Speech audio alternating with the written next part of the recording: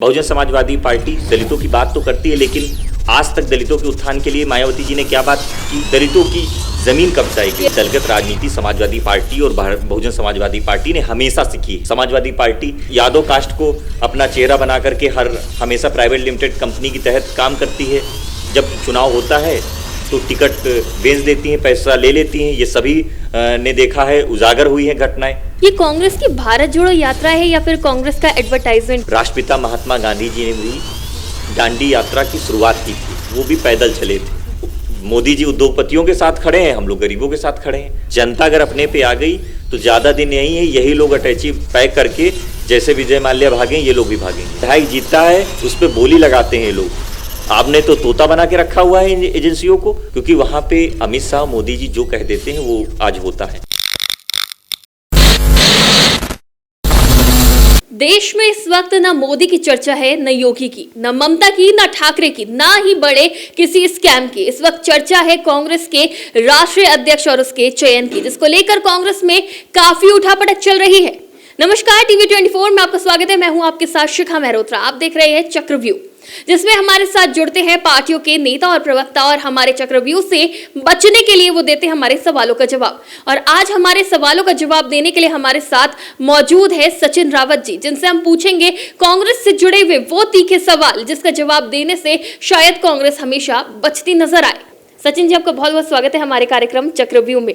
तो सबसे पहला सवाल कि इस वक्त कांग्रेस में क्या चल रहा है, क्योंकि कांग्रेस में जिस तरह से राष्ट्रीय अध्यक्ष के जो संग्राम चल रहा है, जो अंदरूनी कलह चल रही है, उसको देखते हुए हम जानना चाहेंगे कि आखिर कांग्रेस में चल क्या रहा है। देखिए, जहाँ तक राष्ट्रीय अध्यक्ष की बात है, कांग्रेस पार्टी में लोकतांत्रिक प्रक्रिया है, और जिस तरह से लोकतांत्रिक प्रक्रिया के तहत हर बार कांग्रेस पार्टी का राष्ट्रीय अध्यक्ष का चयन होता है, क्योंकि कांग्रेस पार्टी बहुत पुरानी पार्टी है, सबसे बड़ी पार्टी है। मैं कह सकता हूं कि कांग्रेस ये ऐसी पार्टी है जिसमें लोकतांत्रिक तरीके से चयन होकर के अध्यक्ष चुना जाता है। और जिस तरह से हमारे यहाँ पे 3 लोगों ने नामांकन किया है, जिसमें से के.एन. त्रिपाठी जी हैं, शशि थरूर साहब हैं और मल्लिकार्जुन खड़गे जी हैं। और इसकी नाम वापसी की डेट 2 या 3 अक्टूबर को संभवतः है। और निश्चित तौर पे जो भी चुनाव में 2 कैंडिडेट रहेंगे, उसकी 17 अक्टूबर को वोटिंग होगी जी। और कांग्रेस पार्टी एक डेमोक्रेसी के तहत इसको वोटिंग करा करके जो कांग्रेस का अध्यक्ष चुना जाएगा वो कांग्रेस पार्टी के लिए सम्मान होगा जी। उत्तर प्रदेश में 6 महीने बीत चुके हैं विधानसभा चुनाव के, और 6 महीने बाद आज आपको आपका प्रदेश अध्यक्ष मिला है। काफी लंबा समय हो गया, आखिर इतना वक्त क्यों लगा? देखिए, जिस तरह से चुनाव के परिणाम आए, चुनाव के परिणाम के आने के बाद में जो कांग्रेस के पूर्व अध्यक्ष थे अजय कुमार लल्लू जी ने स्वीकार करके अपना इस्तीफा सौंपा नेतृत्व को, तो मैं समझता हूं कि कहीं ना कहीं 4-5 महीने का ये प्रोसेस इसलिए रहा क्योंकि कांग्रेस पार्टी की मेंबरशिप हो रही थी। क्योंकि मेंबरशिप हुई, इस वजह से हम लोगों को राष्ट्रीय अध्यक्ष का चुनाव जो डेलीगेट्स जो होते हैं राष्ट्रीय अध्यक्ष को चुनते हैं। तो मैं समझ रहा था कि कहीं ना कहीं जो भी चुनावी प्रोसेस से जो डेलीगेट्स बने हैं, आज वो डेलीगेट्स कहीं ना कहीं अपने अध्यक्ष को उन्होंने चुना। तो निश्चित तौर पे कांग्रेस अध्यक्ष श्रीमती सोनिया गांधी जी के निर्देशानुसार आज 25 साल बाद कांग्रेस पार्टी ने दलित परिवार से जो आने वाले ब्रजलाल खाबरी जी को उत्तर प्रदेश का अध्यक्ष बनाया। ब्रजलाल खाबरी जी 2 बार लोकसभा रहे, राज्यसभा सांसद रहे, अभी राष्ट्रीय सचिव प्रभारी हैं बिहार में। जो बिहार में घटनाक्रम हुआ उसमें कांग्रेस पार्टी की जो सरकार बनी उसमें ब्रजलाल जी की अहम भूमिका रही। इसके साथ साथ जो प्रांतीय अध्यक्ष हमारे बनाए गए हैं, माननीय नसीमुद्दीन सिद्दीकी जी हैं, माननीय नकुल दुबे जी हैं, माननीय विधायक वीरेंद्र चौधरी जी हैं, पूर्व विधायक अजय राय जी हैं, अनिल यादव जी हैं, योगेश दीक्षित जी हैं, जो कैडर बेस लोग हैं जिनको पार्टी ने अपना चेहरा बनाया। क्योंकि निश्चित तौर पे सभी लोगों ने देखा है कि भारतीय जनता पार्टी के शासनकाल में सबसे ज्यादा उत्पीड़न दलित परिवार पे हुए, दलितों की जमीन कब्जाई गई। ये भी कहा जा रहा है कि सपा और बसपा के जो वोट बैंक है उसको साधने के लिए आपने ये नए प्रदेश अध्यक्ष चुने हैं। देखिए, ये कहने की बातें होती हैं। मैं कह सकता हूं कि दलगत राजनीति समाजवादी पार्टी और बहुजन समाजवादी पार्टी ने हमेशा सीखी है जी। बहुजन समाजवादी पार्टी दलितों की बात तो करती है, लेकिन आज तक दलितों के उत्थान के लिए मायावती जी ने क्या बात की? जब चुनाव होता है तो टिकट बेच देती हैं, पैसा ले लेती हैं। ये सभी ने देखा है, उजागर हुई है घटनाएं। आज तो पूरा प्रदेश कह रहा है कि मायावती जी दलित की नहीं दौलत की बेटी हो चुकी हैं। मैं समझता हूं कि समाजवादी पार्टी सिर्फ एक यादव कास्ट को अपना चेहरा बना करके हमेशा प्राइवेट लिमिटेड कंपनी के तहत काम करती है। 2022 में अखिलेश यादव जी ने चुनाव लड़ा, देखा आपने सब लोगों ने, चुनाव में उनकी भी हार हुई। तो मैं कह सकता हूं कि अब दलगत राजनीति से ऊपर उठ करके कांग्रेस पार्टी ने अपना प्रदेश अध्यक्ष बनाया है। मैं समझता हूं कि कांग्रेस पार्टी आने वाले नगर निकाय के चुनाव हैं, लोकसभा के चुनाव हैं, उसमें बहुत अच्छा परिणाम करने जा रही है। कांग्रेस की स्थिति पे भी बात करना चाहेंगे, क्योंकि 70 साल तक जिस कांग्रेस ने राज्य किया वो विधानसभा के चुनाव में सिर्फ 2 सीटें लेकर आई। आखिर इसके पीछे की वजह क्या है? देखिए, चुनाव में हार जीत लगी रहती है। सब लोगों ने देखा है कि 2014 में जिस तरह से नरेंद्र मोदी जी ने गुजरात मॉडल दिखा करके जो पूरे देश में मीडिया के जगत के और कुछ उद्योगपतियों के माध्यम से जो ब्रांडिंग की, उस ब्रांडिंग का कहीं ना कहीं उस खामियाजा युवाओं को भी भुगतना पड़ा, मध्यम वर्गीय लोगों को भी भुगतना पड़ा। युवाओं से कहा गया 2 करोड़ रोजगार देंगे, कहा गया आपको 15 लाख देंगे, काला धन वापस आएगा, ऐसे तमाम घोषणाएं हुई जो हवाबाजी साबित हुई। 2019 में चुनाव हुआ, उसमें 2 सीटें हुई। कहीं ना कहीं जो ध्रुवीकरण वोटों का हुआ है उत्तर प्रदेश को लेकर के, तो इससे उत्तर प्रदेश की जनता उपेक्षित महसूस कर रही है। आज भी आपको पता होगा कि अगर कांग्रेस पार्टी जो विधानसभा के चुनाव में 3% वोट लेकर के आई है, समाजवादी पार्टी को 40 के आसपास वोट मिला है, तो मैं समझता हूं कि देखिए, जनता में भाजपा के प्रति विरोध तो है, लेकिन ये विरोध जो समाजवादी पार्टी, बहुजन समाजवादी पार्टी, जो वोट का डिवाइडेशन हो जाता है, इससे कहीं ना कहीं कांग्रेस पार्टी को मतलब धक्का लगा है। मैं समझता हूं कि अब जो कांग्रेस पार्टी नई रणनीति अपना करके मैदान में जाएगी, उसका करिश्मा आपको दिखाई देगा। क्या है ये नई रणनीति? नई रणनीति यही है कि युवाओं के प्रतिनिधित्व की बात होगी, नए लोगों को आगे किया जाएगा। जैसे हमारे सीनियर लीडरशिप है, उनका हम लोगों को मार्गदर्शक मिलेगा। निश्चित तौर पे एक नई कांग्रेस आपको दिख रही होगी। जिस तरह से आदरणीय श्री राहुल गांधी जी ने भारत जोड़ो का इंसेंटिव लिया है और 3500 से ज़्यादा किलोमीटर की जो पदयात्रा कर रहे हैं, आज 600 से ज़्यादा किलोमीटर की उनकी पदयात्रा हो चुकी है।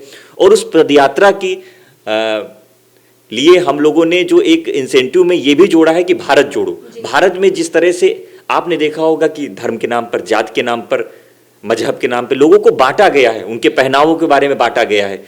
तो राहुल गांधी ने इंसेंटिव इसलिए लिया है कि कहीं ना कहीं हम लोगों को एक दूसरे के साथ मिलकर के भारत को नई दिशा और दशा में ले जाने का काम किया जाना चाहिए। लेकिन बीजेपी तो कुछ और ही कह रही है। बीजेपी कह रही है कि राहुल गांधी की ये भारत जोड़ो यात्रा कांग्रेस तोड़ो यात्रा है, और ये हो भी रहा है, क्योंकि हम भी ये देख रहे हैं कि राजस्थान की जो गहलोत और सचिन पायलट की लड़ाई थी वो अब सड़क तक आ गई है। लोग सड़क पे नारेबाजी कर रहे हैं, उनके कार्यकर्ता। देखिए, भारतीय जनता पार्टी का ये पुराना चरित्र रहा है कि वो इस तरह की बयानबाजी करते हैं क्योंकि उनको डर लगता है कि जब राहुल गांधी जी मजदूरों से मिलते हैं, किसानों से मिलते हैं, आंगनबाड़ी हमारी बहनों से मिलते हैं, बच्चों से मिलते हैं, हर वर्ग के साथ में बात करते हैं, उनसे संवाद करते हैं, तो कहीं ना कहीं भारतीय जनता पार्टी को अपनी ज़मीन जो खिसकती हुई दिख रही है। और निश्चित तौर पे जो राजस्थान की बात आपने की है, राजस्थान में जो घटनाक्रम हुआ है उसको लेकर के मुख्यमंत्री अशोक गहलोत जी ने खेद प्रकट किया था। और कह सकता हूं कि आदरणीय सोनिया गांधी जी को जो भी मत होगा उसको सचिन पायलट जी भी मानेंगे, अशोक गहलोत जी मानेंगे, पूरी कांग्रेस पार्टी मानेगी। लेकिन कांग्रेस में अंदरूनी कलह तो चल रही है, वो हमने पंजाब में भी देखा जिसका फायदा आम आदमी पार्टी को हुआ। अब राजस्थान के भी कुछ यही हालात हैं। लेकिन जब राजस्थान की बात आती है कांग्रेस कहीं गायब हो जाती है, लेकिन उत्तर प्रदेश की बात आती है, राहुल गांधी, सोनिया गांधी, अशोक गहलोत सभी उत्तर प्रदेश पहुंच जाते हैं। लेकिन जब राजस्थान में घटनाएं होती है तो सब कहाँ रहते हैं? देखिए, राजस्थान में कांग्रेस पार्टी की सरकार है और कांग्रेस पार्टी की जिम्मेदारी है कि अगर कोई घटना हुई है तो उस घटना में जो दोषी हैं उनको त्वरित फास्ट ट्रैक कोर्ट के अंदर ला करके उनकी सजा मुकम्मल कराई जाए। लेकिन मैं कह सकता हूं कि जिस तरह से हमारी वहां सरकार है, वहां हमारा मुख्यमंत्री है, वहां कई घटनाएं हुई। आदरणीय सोनिया गांधी जी ने, आदरणीय प्रियंका गांधी जी ने हर मामले में अशोक गहलोत से पूछा कि इसमें क्या हुआ। हर घटना में तुरंत एक्शन हुआ है, चाहे वो उदयपुर की घटना हो, चाहे वो जो बच्चे की पीट कर हत्या का मामला हो। ऐसे तमाम घटनाएं हुई हैं जिसमें कांग्रेस पार्टी में तुरंत दोषियों को जेल भेजने का काम किया है। ठीक है, लेकिन अगर बात करें कांग्रेस की तो वो कर क्या रही है? क्योंकि बाकी पार्टी अधिवेशन कर रही है, सम्मेलन कर रही है, आगे बढ़ रही हैं, जो मीटिंग्स हो रही है वो प्रॉपर तौर पे कर रही है। लेकिन उत्तर प्रदेश में क्या चल रहा है? देखिए, उत्तर प्रदेश में आज हमारा अध्यक्ष आया है और हमारा अध्यक्ष अब आया है। अब कांग्रेस पार्टी का अधिवेशन होगा, क्योंकि कांग्रेस पार्टी का जो अध्यक्ष होता है अधिवेशन के तहत उसको शपथ लेनी पड़ती है। उसके बाद में आगे हमारे प्रोग्राम निरंतर जारी हैं, क्योंकि नगर निकाय का चुनाव आ रहा है, वो भी बहुत महत्वपूर्ण है। उसको भी लड़ करके कहीं ना कहीं जो कैडर बेस का जो ये चुनाव है, इसमें जो कैडर है उसको मौका दिया जाता है, उसको चुनाव लड़ाया जाता है। कांग्रेस पार्टी सड़क से लेकर के विधानसभा तक हर मुद्दे पर सरकार से लड़ाई लड़ने का काम कर रही है। विधानसभा के चुनाव में प्रियंका गांधी वाड्रा काफी एक्टिव नजर आई थी। लगातार उनके बैक टू बैक दौरे भी चल रहे थे, लेकिन 6 महीने हो गए हैं, चुनाव खत्म हुए, अब कहाँ है? देखिए, प्रियंका गांधी जी अभी आपने देखा होगा कि कांग्रेस पार्टी का एक कार्यक्रम हुआ, उसमें आई और उन्होंने संबोधन के जरिए एक स्पष्ट संदेश कार्यकर्ताओं को दिया है कि हमको हताश होने की ज़रूरत नहीं है। चुनाव है, चुनाव आते हैं जाते हैं, हार होती जीत होती है, लेकिन हम लोग मुद्दों को नहीं छोड़ेंगे। जिस तरह से महंगाई चरम पर है, बेरोजगारी चरम पर है और मुद्दे जो हैं, निश्चित तौर पे कहीं ना कहीं कांग्रेस पार्टी हर वक्त जनता के सारोकार, जनता के जो मुद्दे हैं उनके लिए सड़क पे लड़ाई लड़ रही है, हर जगह अपनी बात रखने की बात कर रही है। अब हमारा प्रदेश अध्यक्ष यहाँ पे आ गया है, निश्चित तौर पे कांग्रेस पार्टी आगे के भी कार्यक्रम अच्छे बनाएगी। प्रियंका गांधी 6 महीने में कितनी बार उत्तर प्रदेश आई हैं? प्रियंका गांधी जी 6 महीने में 2 बार उत्तर प्रदेश आई हैं, लेकिन उत्तर प्रदेश की वो प्रभारी हैं, ठीक है। और उत्तर प्रदेश के प्रभारी के साथ साथ उनको दिल्ली की भी जिम्मेदारी है, क्योंकि राष्ट्रीय महासचिव हैं, उनको अलग अलग की जिम्मेदारी है। लेकिन अब हमारा जो भी संगठन का यहाँ पे नेतृत्व कर रहा था, उसने हर मुद्दे पे, जैसे आपने देखा होगा कि ट्रांसफर पोस्टिंग में भ्रष्टाचार हुआ, पीडब्ल्यूडी विभाग हो, सिंचाई विभाग हो, बेसिक शिक्षा का मामला हो, उसमें जो हमारा रिप्रेजेंटेटिव था उसने हर मुद्दे पर सरकार से लड़ाई लड़ने का काम जरूर किया है। कांग्रेस सबसे बड़ी पार्टी है, अगर देखा जाए तो विपक्ष के तौर पर तो सबसे बड़ी है ही है। तो ऐसे में कांग्रेस क्या कर रही है? भारत जोड़ो यात्रा तो चलिए हम इस वक्त देख रहे हैं, लेकिन ऐसा माना जाता है कि राहुल गांधी ट्विटर वाली राजनीति करते हैं और वो मुद्दों को नहीं उठाते हैं, तो इस पे कांग्रेस क्या कहेगी? आपको याद होगा कि 2012 में Rahul Gandhi ji member of parliament थे और उस समय मायावती जी की सरकार थी। किसानों को न्याय नहीं मिल रहा था। यमुना एक्सप्रेसवे, आप सब लोग जानते होंगे कि यमुना एक्सप्रेसवे सभी लोगों ने देखा है। उस यमुना एक्सप्रेसवे में जो किसानों की ज़मीन चली गई थी उसमें उनको मुआवजा नहीं मिल रहा था। आदरणीय श्री राहुल गांधी जी ने भट्टा परसोल की यात्रा 2 महीने की थी, वो पदयात्रा थी। उस पदयात्रा से उत्तर प्रदेश में जो किसानों के मुआवजे की बात हो, किसानों को न्याय की बात हो, उसको श्री राहुल गांधी जी ने उठाने का काम किया और सभी लोगों ने देखा। लखीमपुर की घटना, राहुल गांधी जी, प्रियंका गांधी जी ने सड़कों पे लड़ाई लड़ी। ऐसे तमाम घटनाएं हैं, अगर मैं गिनाऊंगा तो समय निकल जाएगा, लेकिन मैं कह सकता हूं कि आज सबसे बड़ी यात्रा मायावती की सरकार थी उस वक्त, लेकिन अब भाजपा की सरकार है उत्तर प्रदेश में और वो भी दूसरी बार। नहीं तो भारतीय जनता पार्टी की सरकार है दूसरी बार। छल कपट करके इन्होंने सरकार तो बना ली, लेकिन जो उत्तर प्रदेश में जो आम जन है, अगर आप किसी से पूछेंगे, जाकर किसी बेरोजगार से उससे पूछेंगे कि नौकरी मिली, वो कहेगा नहीं मिली। ये पिछले 25 सालों का इतिहास है। समाजवादी पार्टी की सरकार हो, बहुजन समाजवादी पार्टी की सरकार हो, भारतीय जनता पार्टी की 2 बार की सरकार हो, जो नौजवान है उसने अपने को उपेक्षित महसूस किया। इस वजह से वो नौजवान उत्तर प्रदेश से पलायन करके दिल्ली, मुंबई में रोजगार करने की बात कर रहा है। तो मैं कह सकता हूं कि सरकारों की लापरवाही है कि हमारा नौजवान जो उत्तर प्रदेश में अगर काम कर सकता है तो उसको बाहर क्यों जाना पड़े। ये कहीं ना कहीं जो पिछली सरकारें रही हैं उनका पूरी तरह दोष है। नीतीश कुमार को किस तरह देख रहे हैं? ऐसा माना जा रहा है कि वो विपक्ष के एक विकल्प हो सकते हैं प्रधानमंत्री चेहरे के, और सोनिया गांधी से भी वो मुलाकात कर रहे हैं। तो क्या कांग्रेस भी अपना समर्थन देगी, या फिर जिस तरह से हर चीज में राहुल गांधी को आगे बढ़ाया जाता है उन्हीं को चेहरा बनाएगी कांग्रेस? देखिए, नीतीश कुमार जी अच्छे मुख्यमंत्री हैं, लेकिन नीतीश कुमार जी कहीं ना कहीं आज की डेट में जो विपक्ष के नेता हैं उनसे मुलाकात कर रहे हैं, ये अच्छी पहल है। क्योंकि विपक्ष जब एकजुट होगा तभी इस सरकार को हम लोग मुंहतोड़ जवाब दे सकते हैं, इनको बाहर कर सकते हैं। लेकिन कांग्रेस पार्टी राष्ट्रीय पार्टी है। कांग्रेस पार्टी ही है जो भारतीय जनता पार्टी को हरा सकती है। आपने देखा होगा कि 2004 का इलेक्शन बड़ा नारा चल रहा था इंडियन साइनिंग का। अटल बिहारी वाजपेयी कह रहे थे कि हम सरकार बना लेंगे, 300 सीटें प्लस करेंगे। श्रीमती सोनिया गांधी जी ने पूरे देश में कैंपेन किया। Congress party first largest party बनके उभरी थी। सभी लोगों ने कांग्रेस पार्टी को समर्थन किया और कांग्रेस पार्टी के नेतृत्व में यूपीए 1 की गवर्नमेंट बनी। तो मैं कह सकता हूं कि सभी दल, लालू जी का बयान आया, उन्होंने भी कहा कि बिना कांग्रेस के कुछ संभव नहीं है, बिना कांग्रेस की पार्टी के हम सरकार नहीं बना सकते। ऐसे तमाम घटनाएं हैं जिसमें कांग्रेस पार्टी को सभी लोग चाहते हैं कि नेतृत्व करे। कांग्रेस पार्टी हमेशा नेतृत्व करती आई है, राहुल गांधी जी नेतृत्व करते आए हैं, सब लोग जानते ही हैं। जी, नेतृत्व कर रहे हैं, विपक्ष को एक भी कर रहे हैं। लेकिन जिस तरह से नीतीश कुमार सभी पार्टियों के साथ आए हैं, लेकिन एक पोस्टर भी आया था नीतीश प्लस अखिलेश भाजपा सपा, उसको किस तरह से देखते हैं? देखिए, सेकुलर पार्टी में नीतीश कुमार जी हैं, सेकुलर पार्टी में अखिलेश यादव जी हैं। अगर नीतीश जी अखिलेश जी से मिलते हैं तो उनकी बात हो सकती है। कांग्रेस पार्टी यहाँ पे समाजवादी पार्टी से भी लड़ा है विधानसभा का चुनाव, बहुजन समाजवादी पार्टी से भी चुनाव लड़ा है। तो मैं कह सकता हूँ कि कांग्रेस पार्टी जो उसकी स्ट्रेटजी और प्लानिंग है उसको अपना एजेंडा बना करके उसको ग्राउंड में इम्प्लीमेंट करने का काम करती है। क्योंकि जो मुद्दे हैं, हम लोग उस वर्ग के साथ खड़े हैं जिसके साथ उत्पीड़न हुआ हो, किसान हो, नौजवान हो, बेरोजगार हो या मिडिल क्लास का हो, जो आज जीएसटी के मार से अपना व्यापार ठप करके घर बैठा है।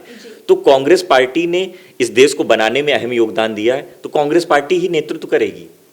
जी, और जिस तरह से कांग्रेस और सपा का गठबंधन हुआ था, लेकिन वो आखिरी में बहुत बुरी तरह से गिर पड़ा था, उसको देखते हुए क्या लगता है दोबारा कभी संभव है दोनों पार्टियों का गठबंधन? देखिए, वो गठबंधन हुआ था 2017 में, वो गठबंधन नेतृत्व ने किया था और हम लोग चुनाव लड़े, लेकिन नतीजे नहीं आ पाए। और हम लोगों ने 2022 का चुनाव अलग अलग लड़ा। निश्चित तौर पे नतीजे सबके सामने हैं। कांग्रेस पार्टी कभी भी उत्तर प्रदेश में अलायंस करके चुनाव न लड़े, क्योंकि इससे क्या होता है कि हम लोग जो कार्यकर्ता होता है वो कहीं ना कहीं डैमेज होता है। हम लोग उनके खिलाफ लड़ाई लड़ रहे हैं तो उनके खिलाफ लड़ाई लड़ें। जिस तरह से भारतीय जनता पार्टी के खिलाफ हम लोग महंगाई के खिलाफ, बेरोजगारी के खिलाफ लड़ाई लड़ रहे हैं, तो फिर लड़ रहे हैं। इसमें कोई किसी पार्टी का किसी उसका रोल नहीं है, क्योंकि हम जनता की बात कर रहे हैं और कांग्रेस पार्टी हमेशा जनता की मुद्दे की लड़ाई लड़ती हुई आई है। जी, और जो इस वक्त मुद्दे हैं देश में, उसको देखते हुए क्या लग रहा है, क्या मुद्दे उठाने चाहिए विपक्ष के तौर पे? कांग्रेस एक बड़ी पार्टी है, तो क्या अब जिस तरह से लोकसभा का चुनाव अब बहुत नजदीक है, अगर अभी भी मुद्दे नहीं उठाएंगे तो कांग्रेस क्या रह जाएगी? बिल्कुल, जो भारत जोड़ो यात्रा है उसका मेन मोटिव यही है कि जो देश में पोलराइजेशन का माहौल है, जो देश में बढ़ती हुई बेरोजगारी है, 45 साल में सबसे ज़्यादा पूरे भारत देश में बेरोजगारी आज चरम पर है। पूरे देश में जिस तरह से महंगाई चरम पर है, जो सिलेंडर 400 का मिल रहा था आज 1100 का मिल रहा है, जो सरसों का तेल 60-70 रुपये का था 200 रुपये किलो मिल रहा है, जो पेट्रोल डीजल हम लोगों को मिल रहा था 70 रुपये 75 रुपये आज वो 100 के पास है। तो मैं ये कह सकता हूँ कि जो पूरे देश में जो माहौल है, इस पूरे देश के माहौल को बदलने के लिए कांग्रेस ने भारत जोड़ो यात्रा की शुरुआत की है और भारत जुड़ता हुआ जा रहा है। जिस तरह से आपने देखा होगा कि 600 किलोमीटर की उस यात्रा में निश्चित तौर पे यात्रा कंप्लीट होगी, एक यात्रा और भी निकलेगी। तो हम लोगों का पूरा प्लान है, हम लोग मजबूती से 2022 का चुनाव लड़ने जा रहे हैं। ये कांग्रेस की भारत जोड़ो यात्रा है या फिर कांग्रेस का एडवर्टाइजमेंट? क्योंकि काफी समय तक राहुल गांधी या फिर कांग्रेस का कोई भी बड़ा नेता जनता के बीच नहीं गया, अब अचानक से जा रहे हैं, तो क्या इसका पॉजिटिव असर मिलेगा कांग्रेस को? भारत जोड़ो यात्रा राहुल गांधी जी का सपना है जी। और मैं कह सकता हूं कि जब उन्होंने सोशल एक्टिविटीज से मुलाकात की थी, उसमें कहा था कि ये मेरा सपना है और ये सपना मैं पूरा करके रहूंगा और कोई भी शक्ति इसको रोक नहीं सकती। राहुल गांधी जी का स्टेटमेंट था। सब लोग जानते हैं कि राष्ट्रपिता महात्मा गांधी जी ने भी दांडी यात्रा की शुरुआत की थी, वो भी पैदल चले थे। आज उसके बाद में अगर कोई भी देश में पहल कर रहा है तो आदरणीय श्री राहुल गांधी जी हैं। पैदल चलते हुए जा रहे हैं, लोगों से मिलते हुए जा रहे हैं, लोगों से संवाद करते हुए जा रहे हैं, उस वर्ग के साथ खड़े हैं जिस वर्ग के साथ में कभी कोई खड़ा नहीं होता है। मोदी जी उद्योगपतियों के साथ खड़े हैं, हम लोग गरीबों के साथ खड़े हैं। हम उस हक की आवाज को बुलंद करना चाहते हैं जिसको जरूरत है, वो युवा हो, महिलाएं हो जिन पे अत्याचार हो रहा हो, वो बेरोजगार हो या कोई भी वर्ग का व्यक्ति हो, राहुल गांधी जी कांग्रेस पार्टी उसके साथ खड़ी है। बीजेपी का वर्चस्व बढ़ता जा रहा है, इसके पीछे क्या वजह मानते हैं? क्या बीजेपी को हराने के लिए कांग्रेस किसी से गठबंधन करेगी, अपने अहम में रहेगी? परिवारवाद की जो राजनीति का आरोप लगता है, उसी के तहत सिर्फ परिवार के लोग और कांग्रेस के लोग ही इस चुनाव में भी उतरेंगे 2024 के? देखिए, आपको पता होगा कि भारतीय जनता पार्टी का वर्चस्व कभी भी ना कायम रहा है ना कायम होगा।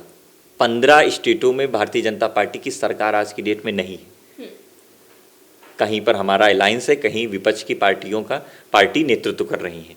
तो मैं कह सकता हूं कि वर्चस्व की बात कहीं भारतीय जनता पार्टी की सामने नहीं आ पाएगी, क्योंकि अब ये लोग एक्सपोज हो गए हैं। क्योंकि झूठ कितने दिन चलेगा ये आप जानते हैं, हम जानते हैं, जनता जानती है। एक झूठ सही मायने में, सही सीमा में होता है। अब ये लोग एक्सपोज होते जा रहे हैं।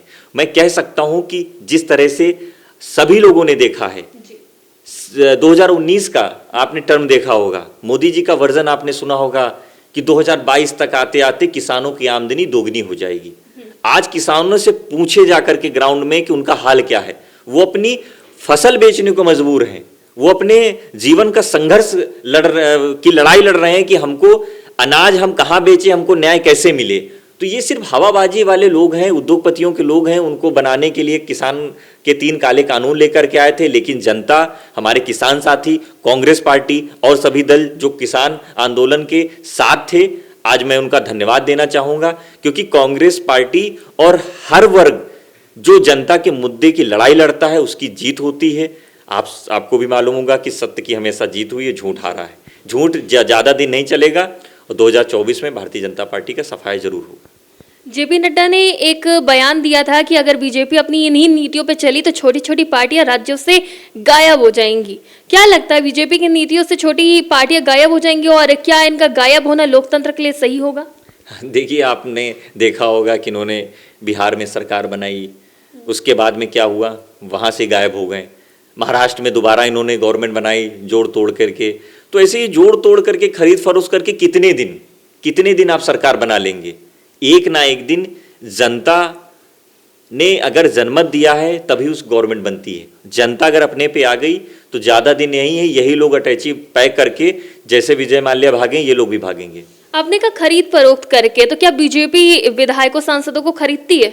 बिल्कुल, आपने देखा है कि जो बनी बनाई सरकारें हैं उनको तोड़ने का काम भारतीय जनता पार्टी करती हुई आई। ये 2014 के बाद में निरंतर जारी है। गोवा में आपने देखा है, कर्नाटका में देखा है, मध्य प्रदेश में देखा है, सब तमाम राज्यों में देखा है जहां पे खरीद फरोख्त की बात हमेशा आई है। सब लोग जानते हैं कि विधायक जीतता है, उस पर बोली लगाते हैं लोग। तो ये काम तो बाकी पार्टियां भी कर सकती, क्या बाकी पार्टियों के पास इतना पैसा नहीं है? नहीं, पैसे की बात नहीं है। लोग स्वाभिमान से जीते हैं और डेमोक्रेसी से जीते हैं। अगर हम लोग चाहें तो ये करें, लेकिन हम लोग गलत नहीं करते हैं। हम लोग अगर जो भी जनमत है उसको मानते हैं।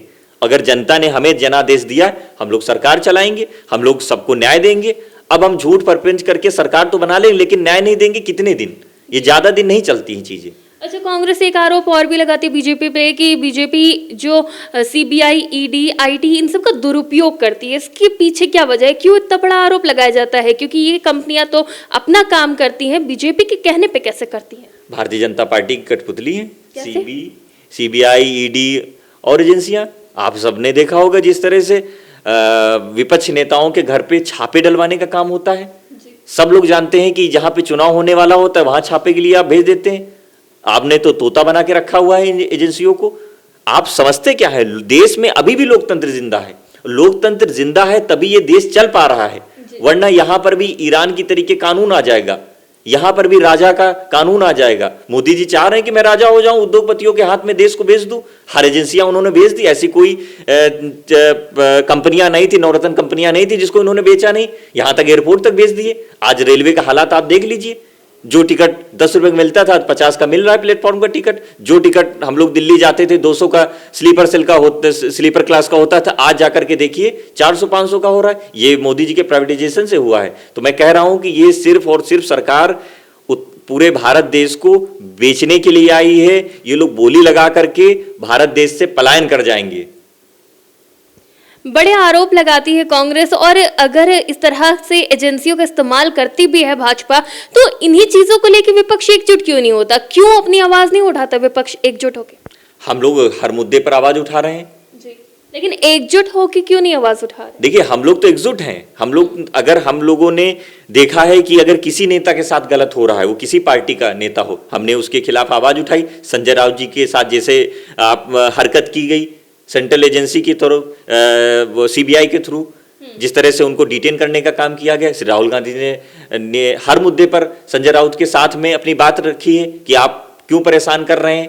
तो ये कहीं ना कहीं एक पूरा नेक्सस है। अगर जो उनके साथ चला गया वो पाक साफ हो गया, जो अगर उनके खिलाफ लड़ाई लड़ रहा है तो या तो जेल जाए या तो सीबी और ईडी के छापे झेले। जी, ऐसा भी कहा जा रहा है कि जो आवाज उठाता है उनके ऊपर बीजेपी द्वारा कार्रवाई करवाई जाती है। विपक्ष एकजुट नहीं हो पा रहा है, विपक्ष कमजोर है और ऐसा भी कहा जा रहा है कि इसी वजह से बीजेपी फिर से दोहराएगी, बीजेपी जीत जाएगी। तो इसको देखते हुए क्या रणनीति है विपक्ष की और कांग्रेस की? देखिए, हमारी रणनीति बिल्कुल तय है। कांग्रेस पार्टी पूरे भारत देश में मजबूती से भारतीय जनता पार्टी के खिलाफ लड़ाई लड़ रही है और हम लोग 2024 का चुनाव लड़ेंगे। जहां जो विपक्ष का मजबूत नेता है वो अपनी तैयारी करे, लड़ाई लड़े। हम लोग भारतीय जनता पार्टी को हराने के लिए एक मुस्त और एक तैयार हैं। कैसे भारतीय जनता पार्टी को देश से पलायन किया जा सके। ठीक है, कैसे तैयार है? क्योंकि सभी जितनी भी पार्टी हैं, जितने भी दल हैं, ऐसा माना जा रहा है कि ये मुख्य विपक्षी पार्टी के रूप में काम कर सकते हैं, लेकिन कांग्रेस सबसे बड़ी पार्टी है, उसके बिना तो ये संभव नहीं है। कांग्रेस अपने कैंडिडेट को कहेगी कि हमारा कैंडिडेट प्रधानमंत्री का चेहरा बने। उधर नीतीश कुमार जो कि सबको एकजुट कर रहे हैं, ममता बनर्जी भी खड़ी है प्रधानमंत्री के चेहरे के रूप में, केजरीवाल भी दम भर रहे हैं कि वो भी खड़े हो सकते हैं। ऐसे अलग अलग पार्टियां रहेंगी तो कौन बनेगा आखिर मुख्यमंत्री का चेहरा?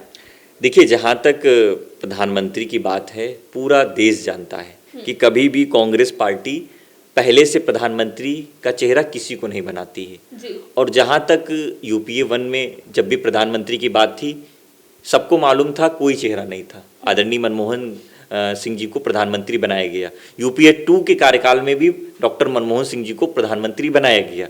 तो हम लोग प्रधानमंत्री बनाने की लड़ाई नहीं लड़ रहे हैं, हम लोग देश को बचाने की लड़ाई लड़ रहे हैं। कैसे देश को बचाया जा सके भारतीय जनता पार्टी के झूठ से, फरेब से, ध्रुवीकरण से। तो निश्चित तौर पे जब हम लोग ये लड़ाई जीतेंगे तो कोई प्रधानमंत्री बन जाएगा, इसमें कोई बड़ी बात नहीं है। किसके नेतृत्व में? कांग्रेस पार्टी के नेतृत्व में, कांग्रेस पार्टी में नेतृत्व में जी, राहुल गांधी। तो यही तो हम जानना चाहते हैं, क्या सब चीज का नेतृत्व राहुल गांधी करेंगे? क्योंकि उनसे भी कई कांग्रेस के सीनियर लीडर्स नाराज हैं। देखिए, बिल्कुल ऐसा नहीं है। कांग्रेस, राहुल गांधी जी कोई नेता नाराज नहीं है। आज डेमोक्रेसी हमारी पार्टी में है, जो हम लोग चुनाव करा रहे हैं और चुनाव लड़ रहे हैं। राहुल गांधी जी को प्रधानमंत्री बनना होता, वो यूपीए 2 के कार्यकाल में बन चुके होते, लेकिन राहुल गांधी जी ने प्रधानमंत्री का पद नहीं लिया क्योंकि राहुल गांधी जी देश की भावनाएं समझने व जानना चाहते थे जी। और ये उनके विजन में था कि मैं कन्याकुमारी से लेकर कश्मीर तक, असम से लेकर गुजरात तक यात्रा करूं। आज वो फर्स्ट स्टेज की यात्रा चल रही है। निश्चित तौर पे कांग्रेस पार्टी ने देश को मुख्यमंत्री, प्रधानमंत्री, तमाम नेता दिए हैं और ये कांग्रेस पार्टी है जिसने आज़ादी की लड़ाई लड़ी और आज़ादी की लड़ाई लड़के देश को आज़ाद कराया। तो हम लोग तय कर लेंगे कि प्रधानमंत्री कौन बनेगा। यानी हर चीज राहुल गांधी के नेतृत्व में होती है, लेकिन ये संभव है कि प्रधानमंत्री का चेहरा एक बार फिर से गांधी परिवार के अलावा भी किसी को बनाया जा सकता है? हम लोग तय कर लेंगे, नेतृत्व तय कर लेगा। आने वाले समय में सब चीजें स्पष्ट हो जाएंगी। लेकिन जिस तरह से बाकी पार्टियां कहती है कि राहुल गांधी को ही प्रधानमंत्री बनाना चाहती है कांग्रेस। देखिए, बाकी पार्टियों की बात मैं ये कह सकता हूँ कि उनके यहाँ पे अभी तो 2 लोग चल रहे हैं जी। आपने सुना होगा कि नड्डा के अध्यक्ष बनने पर नामांकन किसने किया? किसी को नहीं पता होगा क्योंकि वहाँ पे अमित शाह, मोदी जी जो कह देते हैं वो आज होता है। आज राजनाथ सिंह जी को, नितिन गडकरी जी को, मुरली मनोहर जी को, लाल कृष्ण आडवाणी जी को बाहर का रास्ता दिखाया हुआ। इन्होंने मार्गदर्शक मंडल में डाल दिया। जिन लोगों ने भारतीय जनता पार्टी में अपना योगदान दिया, उसको बनाने का काम किया, आज उन लोगों को बाहर कर दिया। तो मैं कह सकता हूँ कि ये लोग जो हैं ये किसी के साथ नहीं है, तो ये देश के साथ कैसे हो सकते हैं? अभी उनका समय चल रहा है तो ठीक है, कोई बात नहीं, लेकिन जनता अब समझ चुकी है, इनके झूठ को जान चुकी है। निश्चित तौर पे 24 में बदलाव जरूर होगा। जी बिल्कुल, बहुत बहुत शुक्रिया हमारे साथ जुड़ने के लिए और हमारे सवालों का जवाब देने के लिए। तो हमारे साथ आज चक्रव्यूह में जुड़े थे सचिन रावत जी, जिन्होंने हमारे साथ चक्रव्यूह में उन सवालों के जवाब दिए जिससे कांग्रेस हमेशा बचती हुई नजर आती है। वो टेढ़े सवाल जिसका जवाब जनता भी जानना चाहती है, आज उन सवालों का जवाब लिया। आखिर क्या रहेगा नेतृत्व और क्या रहेगी रणनीति कांग्रेस की 2024 के चुनावों को लेकर, ये तो कांग्रेस ने बता दिया है, लेकिन वक्त बताएगा कि आखिर जिस तरह के आरोप लगते हैं कांग्रेस में, क्या उसी तरह का रुख रहेगा या फिर सबको मुंहतोड़ जवाब देते हुए कांग्रेस एक बार फिर से बीजेपी को टक्कर देती नजर आएगी। फिलहाल आज के इस चक्रव्यूह में इतना ही। अगले एपिसोड में मिलेंगे एक और पार्टी नेता या प्रवक्ता के साथ और हम अपने सवालों से घेरते हुए नजर आएंगे उन्हें। तब तक आप देखते रहिए TV24।